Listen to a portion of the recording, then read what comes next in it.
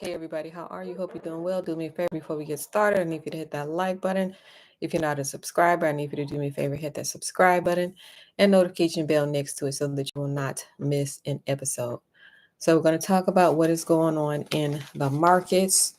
So home values are falling in four major cities, to be exact.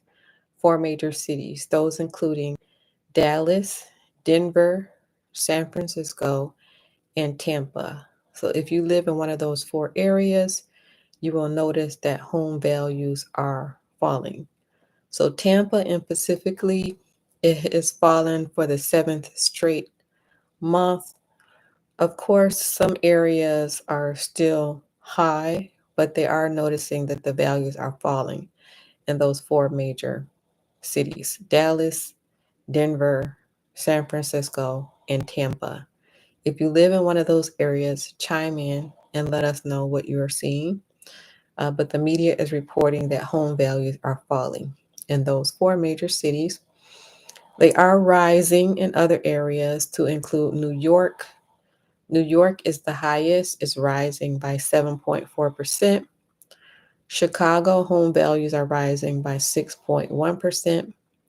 And Detroit home values are rising by 4.9%. Yes, the great city of Detroit, home prices are rising by 4.9%. As far as what is happening with the transactions, the media is reporting that there's a 30-year low in home transaction volume. So that's what the media is reporting, a 30-year low in home transaction volume. However, when you are actually out and about buying homes, what you will see is people are out here buying homes. They're out here buying homes, and the sellers are not just giving away the property, they're giving you a run for your money. For example, a seller has a home listed on the market for a certain price. So they drop the price by 10,000 to get interested buyers. So when you get ready to sign that dotted line, before you do that, you're going to get an inspection done on the house to see what is wrong with the property. All right. So the inspector finds various things wrong with the property, and you can actually put that back on to the seller to have the seller fix some of the things that are wrong with that property. So what some sellers are doing is some sellers, that some sellers are refusing to fix anything, right? So the markets are not um, like there's no desperation out here as far as the sellers go. There are still some sellers out here that will refuse to meet you halfway when it comes to repairing things that are wrong in that property. So, are we in a buyer's market or are we in a seller's market? So, as you know, with the buyer's market, the buyer has the upper hand. The seller's market, the seller has the upper hand. So, are we in a buyer's market or a seller's market? So, that is an interesting question, right? And the answer really depends on what area that you live in. What area do you live in? So we're going to talk about that a little bit later in the video. So we're going to talk about some of the things that are happening right now. Active listings have soared to over 1 million homes for sale. These are levels that we have not seen since the late 2019. They grew nearly 29% year over year. Home sales are cooling, according to the media. Pending home sales have dipped around 1 to 2% year over year.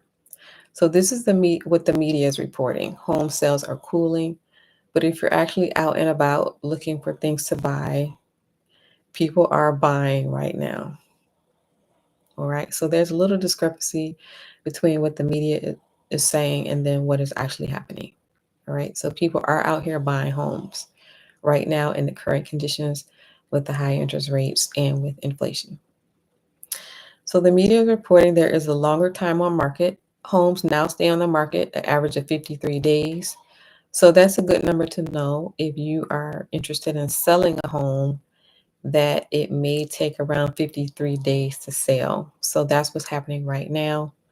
They are staying long on the market. Homes now stay on the market for 53 days. There are more price reductions happening. Over 20% of listings have price cuts in June, the highest level recorded for that month since at least 2016. So say for example, a home would cost 155,000. What some sellers are doing to get buyers interested are they're cutting their price by $10,000, for example, to get interested buyers. Now, of course, they can always raise that price. Um, so that's really up to their discrepancy. All right. So these are some of the things that are happening in the markets. Let's see. So according to analysts like Bankrate's Greg McBride, some markets are transitioning from a seller dominated to buyer advantage. All right. So let's see. In competitive markets, particularly the South and the West, inventory surges are giving buyers negotiating leverage and softening market trends. All right. So let's see. Is this a buyer's market or is this a seller's market? So it is moving towards a buyer's market. But like I said before, it depends on what area you live in. For example, if you're in the Midwest, believe it or not, this is still a seller's market, regardless of everything that's going on with the inflation, with the high interest rates. So it really depends on where you live. So the transition is happening from a seller's market to a buyer's market. However, like I said before, if you're in the Midwest, believe it or not, we're still in the seller's market. So say, for example, you're looking to purchase in the Midwest, and perhaps you think you have the upper hand because of everything that's going on. So when it comes down to negotiating, say the house is 155,000 and you think you're in a buyer's market, so you're going to offer them about $10,000 off of that. All right. So since you're in the Midwest, so you're trying to lowball them, which is what you are supposed to do when you're purchasing a home. So you think you're going to lowball them because you are in a buyer's market. So what happens in the Midwest right now, the person that gives the highest offer is the one that's going to get the house, because in the Midwest, this is still a seller's market, right? So nationally, the market is neutral to slightly buyer friendly, slightly buyer friendly. Buyers benefit from more choices, slower sales, and more price reductions. Like I said before, it depends on what area you're in. Sellers must adapt with competitive pricing and realistic expectations. Believe it or not, in the Midwest, sellers do not have realistic expectations right now. All right. Local conditions will vary considerably. Markets, especially in the Midwest and Northeast, still lean seller favorable. Midwest and Northeast, still seller favorable. However, if you go south and west, buyer's leverage is more pronounced. So south and west, the buyer has the upper hand. All right. So it depends on the region.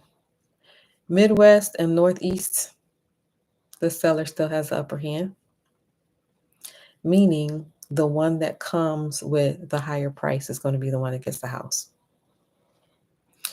You go south and west, the buyer has the upper hand. So the buyer has more room to negotiate, more room to lowball, and that's happening in the southern and western metro areas. All right. So this is currently what is going on in the market. If you are buying, be prepared to act and negotiate. If you're selling, price wisely and be patient. And that is the market for you. So do me a favor, if you like the channel, I need you to hit that like button. If you're not a subscriber, I need you to do me a favor, hit the subscribe button and notification bell next to it so that you will not miss an episode. Feel free to leave your comments below. Thank you for watching, and I will see you on the next video.